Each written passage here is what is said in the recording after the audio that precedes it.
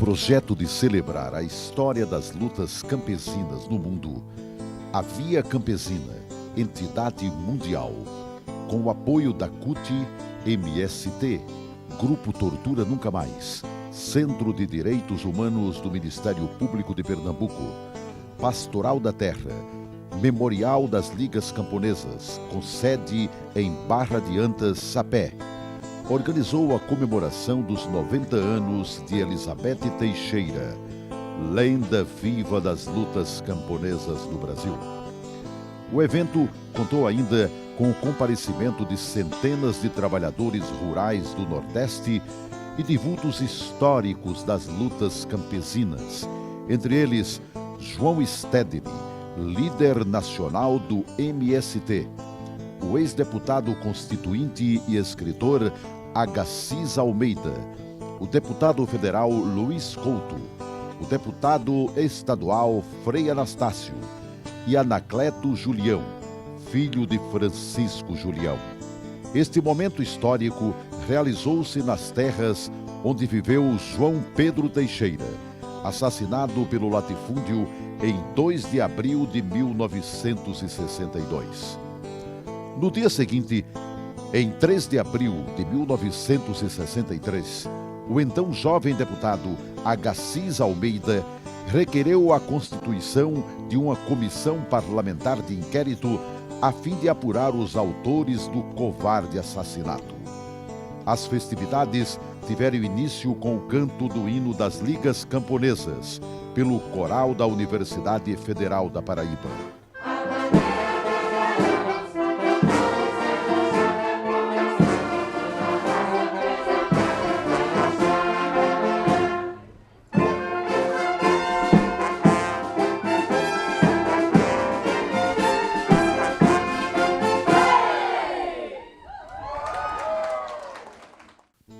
As Ligas Camponesas abriram para a nação, em 5 séculos de operação do latifúndio, o primeiro e grande despertar para a reforma agrária no Brasil.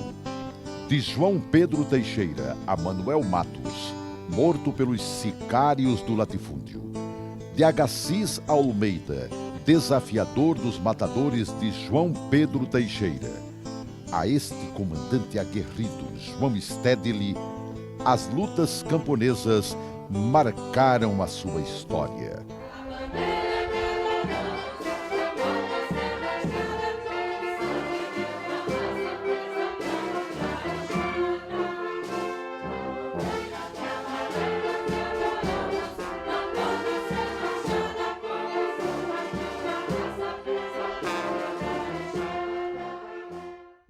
Francisco Julião, que se tornou um símbolo da reforma agrária.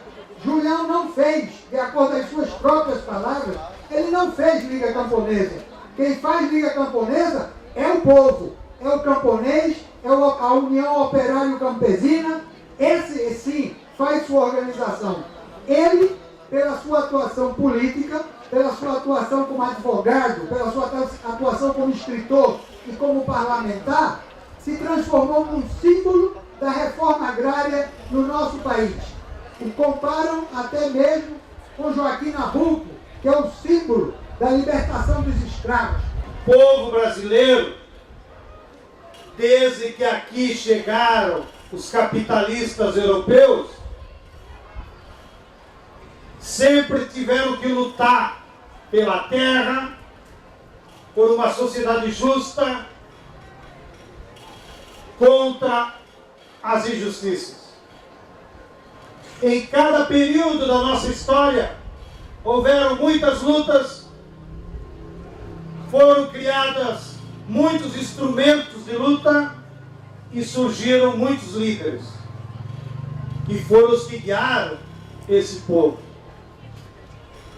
E talvez, nesses 500 anos de luta e resistência, um dos períodos mais ricos e férteis da resistência popular foi de 45 a 64. Quando nosso povo se ergueu numa caminhada que quase chegou à vitória em 64. produziu muitas lutas, produziu muitas formas de organização, como o Partido Comunista, as ligas camponesas, as frentes agrárias, o MEB, uma igreja libertadora. E daquela luta surgiram muitos líderes e lutadores, em especial aqui no Nordeste, que nos orgulha a todos os brasileiros. Da memória do que foi para o Brasil o Josué de Castro, o Celso Furtado, o Gregório Bezerra, o Helder Câmara e tantos outros. Mas, em particular, na luta pela reforma agrária, nós tivemos exemplos valorosos, como foi do nosso querido Francisco Julião, como foi do nosso querido João Pedro Teixeira e como foi a nossa querida Elizabeth Teixeira. Eu mandaria um pé de erva doce, se dono dessa terra eu fosse. Eu plantaria um pé de aguião, se dono eu fosse desse chão. Eu plantaria manjerioba, eu plantaria manjericão. Pimenta d'água eu plantaria pinhão. Pimenta d'água eu plantaria pinhão. Porque Deus, quando nos deu a terra, nos deu para aqui viver, para aqui trabalhar, para aqui produzir, e não para o latifúndio. O latifúndio é que veio e se apoderou da terra, que deveria ser de todos aqueles que nela vivem, trabalham e produzem. No Antigo Testamento, na caminhada do povo de Deus, a bênção era sinal de agradecimento, era sinal de bonança, era sinal de graças, era sinal de força na caminhada. Por isso, Arão dá a bênção ao povo que caminhava, que sofria, mas que também lutava e se alegrava, e foi vitorioso. Por isso, esse momento deve ser um momento forte na nossa vida, na nossa caminhada, principalmente daqueles e daquelas que têm um compromisso no dia a dia, seja de que credo for, com a luta, com o bem-estar, a felicidade do povo. Esta hora tem um profundo significado sentimental e histórico. É um encontro vivo com a história que nós aqui escrevemos, com sacrifício, resistência e dores. Comemoramos não apenas até os 90 anos, sofridos, batidos, vitoriosos. Nós comemoramos a história viva de uma luta que pertence a todas as gerações. O que eu trago agora nesse instante, companheiros? Em nome dos que lutaram e dos que lutam, trago aqui, companheira Elizabeth Teixeira, trago aqui, modulado, o Cristo crucificado. No olhar do Deus crucificado, ao lampejo de amor e também de indignação contra as injustiças sociais. No olhar desse Cristo crucificado, ao lampejo que diz e fala: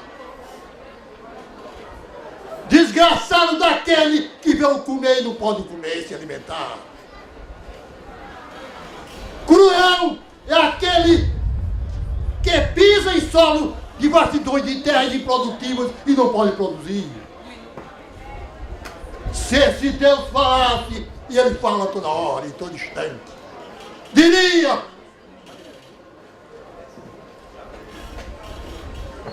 nós cumprimos a tarefa de caminhar, enfrentando todos os desafios.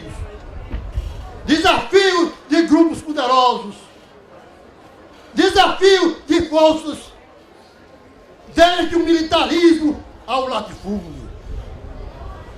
Portanto, deixo, nesse momento, um grande abraço e um sentimento de despedida, para dizer que o nosso caminho permanece o mesmo. É o caminho de luta e de resistência. A companheira Elizabeth Teixeira e a todos os companheiros, um abraço fraterno desse momento. Um grande abraço, Elizabeth.